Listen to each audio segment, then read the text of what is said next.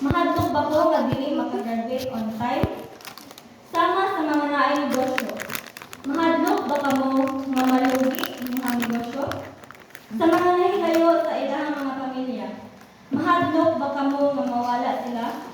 O sa mga naay pangandoy nga habog, mahadlok ba kamo nga mo-fail sa kinabuhi? Kining mga pangutanaha ang pipila sa angay natong pamalandungan ug karon ang mensahe sa Ginoo mag-remind ka nato nga only Jesus who can make every storm calm. Sa atong puno nga gibasa atong mahinumduman nga same fearful experience sa mga disipulos ang gisinati sa mga disipulo ug giunsa ni Kristo pagpawala sa mga isog ug hadlok nga balod taliwala sa ilahang pagbiyahe sa dagat. So, aduna kitay tulo ka punto nga maisgutan kung unsa jud ang fear or ang kahadlok o kung unsa jud ang mga valuable things nga madangan niini nganhi kanato. Una, fear is part of life. Ang kahadlok parte lamang sa atong kinabuhi. The disciples were fishermen. Anad na sila sa mga unos ug mga kusog nga balod. Apan niini sila gibati og kahadlok. Sa nikusog ang balod, nataranta sila ug ipukaw nila si Jesus dayon mangutana. Rabbi, wala ba ka nagpakubana bisan hapit na ta mga lumos? Apan si Jesus mitubag. Wala ba ka moisalig kanako? O gisultihan ni Jesus ang balod o nihilom kini. This time, bisan sa pagkaanad o maka-encounter na o mga unos taliwala sa dagat ang mga disipulos ni Jesus Kristo, si Jesus nag-remind kanila nga adunay mas kusog pa nga unos nga mas ma-encounter nila sa umaabot nga panahon o ma-overcome paghihapon kini nila. Kay kini parte lamang sa ilang paglayag ug dapat andam sila na atubang kini. How about us? Ato ba nag-recognize ang kahadlok isip parte sa atong kinabuhi? Sama sa mga disipulo, it is okay to be worried and be afraid. It is not an assurance that even if we are afraid of pain, we can no longer experience pain. If aduna kitay kahadlok, mao ni ang oras na atong mahibaw-an ug ma-realize na kita nanginahanglan di ay sa Ginoo. Ug diha motuo kita na ang tanan or ang everything or ang tanan is under control. Ikaduha, motang una, fear is part of our life. Ang ikaduha, fear can be calm. Just like kung giunsa pagpakalma ni Jesus ang mga balod, iya usab gipakalma ang kahadlok ug kabalaka sa iyang mga disipulo.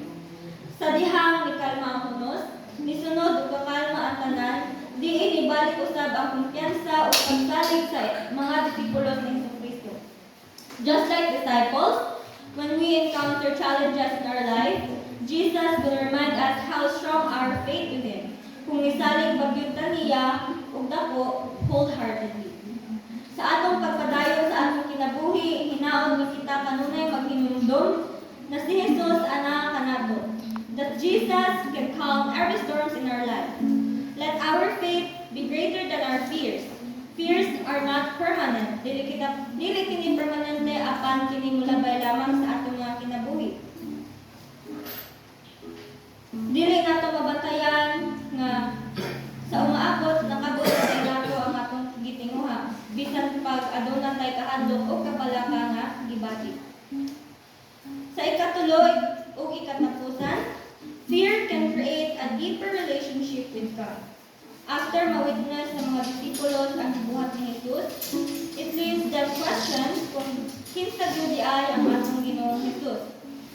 Kini gi-emphasize kung giunsa sa sitwasyon aron mahimo kining pultahan ug eye-opener aron makamugna ta ug mas lalong ug tinud-anay nga relasyon kang Kristo.